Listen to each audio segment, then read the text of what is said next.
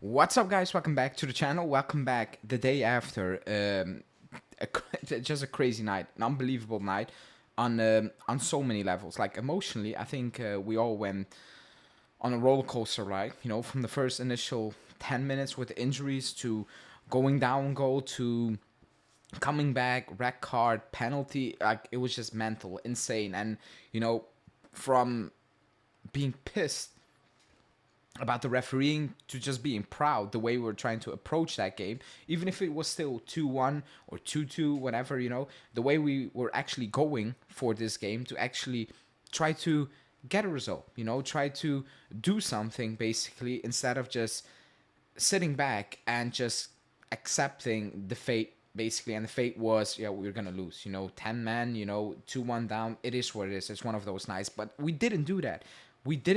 And what Motta had to say post game actually was heartwarming.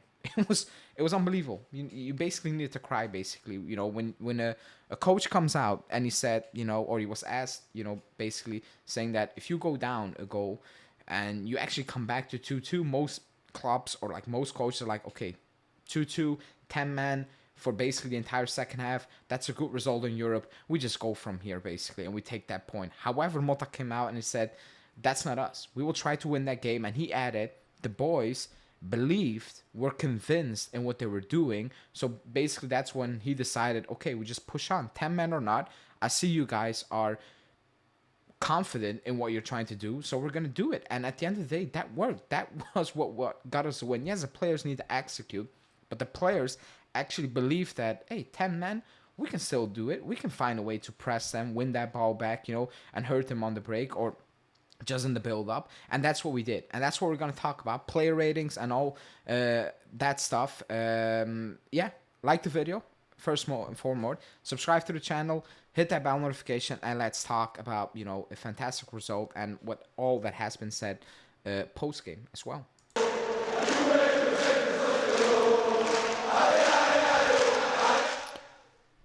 Okay, so like I said, it started off bad. Keep in mind, I'm pre-recording this just before I'm heading to work, so maybe we have some word on Bremer in both scenarios. If the good news is 2 months, then fantastic. If he's out for a season, we have an issue, and we will talk about Gatti and Kalulu and so on, but we do have an issue with Bremer's out. He is our best defender.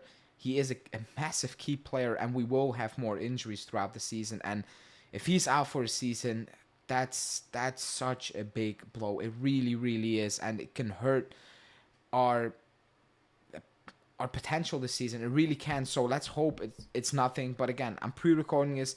If it's something, I wouldn't be shocked. It didn't look good. It looked like it's bad. It really looked like he couldn't even stand on it. And I mean, I'm personally feeling for the worst. I'm not hoping, obviously, but it is what it is. So that's that. But I gave Di Gregorio a 5, just because, yeah, he had the red card, you know. I mean, the rules are weird. You know, usually the rule is when it hits the other body part and then hits your hand, it's not a handball and so on, because that's how pens are not being given. He didn't really go for the ball as well. He was just sliding with his body, and like I don't know what to say. You know, I like when they gave that red, I was pissed, and I was like, I don't understand the rules. Maybe that's why I'm pissed. I don't understand the rules anymore when it comes to handball. I have no clue. I'm not gonna lie. Nobody knows at this point. So I gave him a 5. Excuse me. It's probably harsh, but I don't know what to do with it. Savona, I give him a 6. I think, yeah, he's not an like when people bash him and say, oh, offensively, he's not. He's not an offensive fullback. It is what it is. He's never going to be that. You're just probably going to need to accept that, and accept that Motta likes him for different characteristics, because he started the game with Kalulu and Bremer, like I hinted towards during the week, saying that playing out from the back, it looks better with Kalulu and Bremer, you know, and that's why I thought, well, don't be shocked if Motta sticks with that, because it looks more balanced. It really does. And it's not knocking Gatti, because Gatti is who he is. He's a bit rash and so on.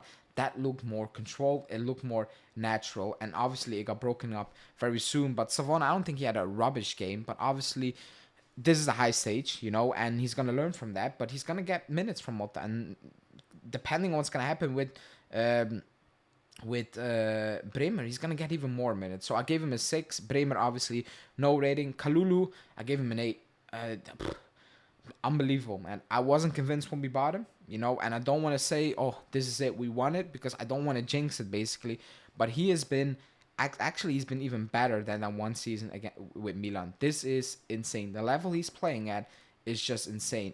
I'm looking at a player who is extremely confident. Like, the confidence level is off the charts. Like, it's unbelievable. When I watch a Kalulu play, and I'm like, he actually believes he's one of the best defenders in the world. That's how he plays. He believes that. I'm cool with that. Even if nobody believes that, if he believes that and he plays like that, it's unbelievable. He is unbelievable. At the level he's playing is insane. The balls he wins back, the driving up the field, just to the clean passing, the smart passing, the fades, to actually get in somebody who's pressing out of the way, the blocks is just ridiculous. So I gave him an 8. He's unbelievable. Cambiasso, who I thought had a poor first half, that goal, like, you probably wouldn't have prevented Sesko from scoring, but I was like, you needed to more. Like, you just gave him everything. I was like, come on. The second half was much, much, much better. He was much more involved, way more involved. With the Vlahovic goal, like, he was just more in it. It was like somebody told him in during halftime, come on, you're Cambiasso, get in there, because we need you and we need your help. And he played like, okay, we need your help, we need to do something, and that's what we did. So, and that's what he did, excuse me. So I gave him a 7, because I thought that second half was much more improved. Fagioli, 7.5, could be an 8. Maybe should be an 8, probably, because he was in the first half. I was looking at that game, I was like, you're probably the only player who's playing at a level where I'm like, okay, that's it. That's Champions League level. That's what I need from the team. Because we kept the ball well and we played up from the back well, but there was no standout players besides Fagioli. And I was like, a bit sad, because now you're actually playing at a high level and now your teammates are not really doing that, or like, it's a bit hot and cold. That second half, he stepped it up even more. Like, he was basically the glue holding everything together. That's what he was. It was clean, it was composed, and I think everybody was a bit scared. When Locatelli got benched and we saw Fagioli and McKennie, and I tweeted out saying that if this midfield holds up against Leipzig, unbelievable. Really. Because Leipzig press didn't do that much today. Not so much. However, he was composed. From I saw October's misspell. My bad. It was just quality. Just pure quality, especially that second half. So probably an 8, not a 7.5. Probably an 8. Because he was that good. I thought he was that good in that second half. I was impressed, and I'm still not 100% sold on him, because I know the potential he has, but you need to get him out of it. And if he plays like this and he improves, then I will be easily convinced by him, because last season, not the season before this, it was hot and cold. It was like, oh, amazing. And then I was like, oh, what just happened? And I was like, come on, you have the ability to do that. Stay consistent. And maybe there was coaching, probably, nobody was consistent. But right now, that was fantastic. McKennie, 7. First half, I thought, okay, speed it up a little bit with the passing. You're kind of holding a little bit back. But that second half was fantastic from it. From winning that ball back for the Conceição goal to just getting in there, linking up play, like easy touches, like he didn't do in the first half. Just flick it quickly, move on. Let the other guys do the other work, but you just needed to speed it up, and he did that in the second half. So 7, Koopmeiners 6. I don't think he had the best of games in the first half. Very frustrating, because he was getting in so many good openings and he made the wrong decisions every single time. And then the chance he missed, you need to put that away. With your ability, you need to put that away. And he hits the post, and it's not the most awful of finishing, but like, you need to score. And he improved in the second half and he got more involved, but I like him. I really do, and I'm happy he's here, and I rate him highly. But you need to do better because I know you can do better. So 6, Gonzalez, obviously no rating. Yildiz 5.5. I thought he had a poor game. Period. It's as simple as that. He wasn't involved. Kind of struggled to get past his players. Like really struggled to find this way. Didn't really come inside like he did in the first couple of games. Maybe that's an issue. Just sticking him on that left-hand side completely, but he didn't have the best of games. That's just reality. So 5.5. Vlahovic 9. This is what everybody wants from Vlahovic. Obviously, the finishes were clean. The second one was ridiculous, but these are the finishes I know Vlahovic can do. That's who he is. That's like, this is not a fluke because I've seen him finish chances like this. Not even a chance. Like that second one wasn't a chance, but I've seen him doing it over and over and over again. Yes, he had a bad period in terms of not even scoring, just getting involved, but to actually question, and I've seen some ridiculous things saying he's like Amori and Milik is better, like absolute rubbish. I'm sorry. Like if I refuse to believe anyone thinks Milik is a better striker than Vlahovic. If you do so, I'm sorry. That's insane. Like I have nothing to say. That's insane. You can say I need more from Vlahovic. He's not my type of striker. I can believe that and I can accept that. And that's fine because I came on and said you need to do better. But to say Milik is a solution, hopefully he's back soon, is just utter madness. It's madness. I'm sorry, And I'm not saying Vlahovic is back because I think he never left. He just had a bad period, not even in front of goal, just getting involved. And as a team, we struggle to create. But that was what everybody wants from Vlahovic, and that was just top-notch, top-level, number 9 quality. So 9 for me. Gatti came on. 7, I thought he had a good game. But like I said, he went for Bremer Kalulu because it was more... It looks more natural. It looks more composed. That's it. No knock on Gatti. But he came on. He did well. I don't think it's easy to come on in that type of game very soon.